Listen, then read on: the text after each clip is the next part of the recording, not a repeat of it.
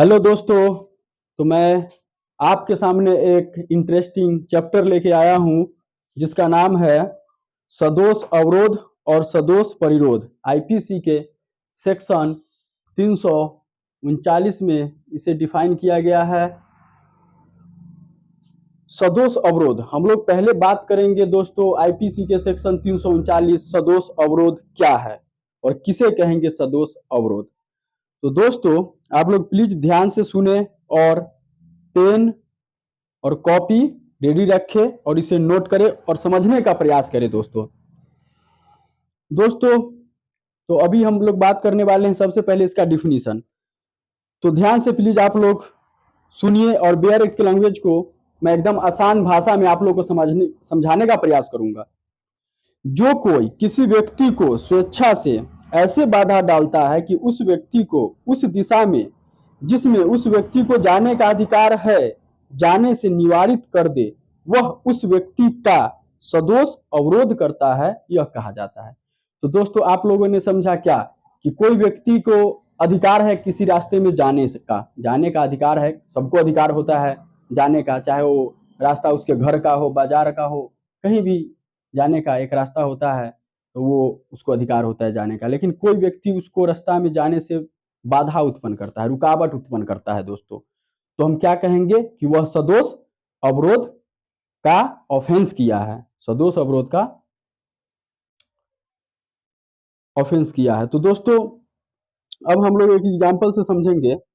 जैसे क एक मार्ग में जिससे होकर जाने का य का अधिकार है, क एक मार्ग में जिससे होकर जाने का य का अधिकार है, सद्भावना पूर्वक यह विश्वास न रखते हुए कि उसको मार्ग में रोकने का अधिकार प्राप्त है, बाधा डालता है, यह जाने से तद द्वारा रोक दिया जाता है, क यह का सदोष अवरोध करता है, ऐसा कहा जाता है।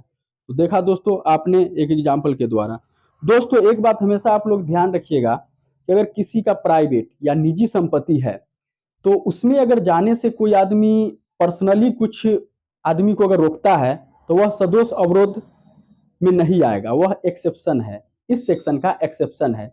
जैसे अगर आपका पर्सनल घर का पानी अगर किसी पर्सनल निजी संपत्ति में किसी के खेत में जा रहा है, तो अगर वो व्यक्ति अगर रोकता है दोस्तों, वो व्यक्ति अगर उस पानी को जाने से रोकता है तो वो सदोष अवरोध में नहीं आएगा, ठीक। और या कोई व्यक्ति का पर्सनल जमीन है, निजी जमीन है, और वह उसमें आप रास्ता लगा दिए हैं जो जनरल रास्ता नहीं है, ज्यादा पब्लिक उसमें नहीं जाता है, तब वो व्यक्ति अगर रोकता है तो आप उस पर सदोष अवरोध का क्राइम का ये नहीं कहेंगे कि वह सदोष अवरोध का ऑफेंस किया है। तो दोस्तों अब हम लोग जानेंगे सदोष परिरोध। सदोष परिरोध तो आईपीसी के सेक्शन 340 में इसे परिभाषित किया गया है दोस्तों। सबसे पहले हम लोग एक तरफ से परिभाषा को समझने का प्रयास करते हैं, उसके बाद आप लोगों को मैं बताऊंगा कि कौन से सेक्शन में इसको दंड का प्रावधान किया गया है। तो पहले देखते हैं हम लोग बेयर एक्ट का लैंग्वेज क्या कहता है दोस्तों। सदोष परिरोध, जो कोई किसी व्यक्ति का इस प्रकार सदोष अवरोध करता है कि उस व्यक्ति को निश्चित परिसीमा से परे जाने से निवारित कर दे, वह उस व्यक्ति को सदोष अवरोध करता है, यह कहा जाता है। तो दोस्तों आप लोगों ने देखा कि परिभाषा से ही इसका मतलब समझ आ रहा है कि सदोष अवरोध में था दोस्तों एक सीमा में जाने से रोकना, तो वह सदोष अवरोध होगा। लेकिन सदोष परिरोध में चारों सीमा में जाने से रोकेगा। ये कह सकते हैं कि किसी को रूम में बंद करके अगर रख दिया गया हो तो वह सदोष परिरोध करता है। आप लोगों ने गांव समाज में बहुत सुना होगा कि किसी को घर में बंद करके रख लिया है। तो दोस्तों अब आप लोग उस लेवल में आ गए हैं कि समझ सकते हैं कि आईपीसी के कौन से सेक्शन में इसको डिफाइन किया गया है और कौन से सेक्शन के तहत उसको दंड दिया जाएगा। तो दोस्तों 340 का डिफिनीशन आप लोगों ने समझा। अब एक एग्जाम्पल, हम दो एग्जाम्पल देंगे आप लोगों को। सबसे पहला एग्जाम्पल है दोस्तों बेयर एक्ट का एग्जाम्पल, पहले आप लोगों को समझाने का प्रयास करता हूं। य को दीवार से घिरे हुए स्थान में प्रवेश कराकर क उसमें ताला लगा देता है। य को दीवार से घिरे हुए स्थान में प्रवेश कराकर क उसमें ताला लगा देता है। इस प्रकार यह दीवार के परिसीमित से परे किसी भी दिशा में कहीं नहीं जा सकता। क ने य का सदोष परिरोध किया है। पहला एग्जाम्पल ये हुआ दोस्तों। दूसरा एग्जाम्पल हम लोग समझने का प्रयास करेंगे।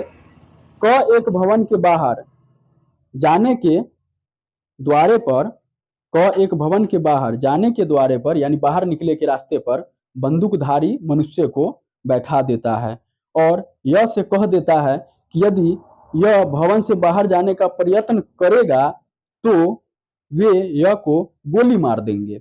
क ने यह का सदोष परिरोध किया है। तो दोस्तों आप लोगों ने समझा कि आईपीसी के सेक्शन 340 में सदोष परिरोध को डिफाइन किया गया है।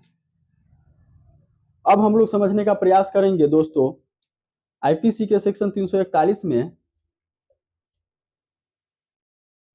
सजा का प्रावधान किया गया है।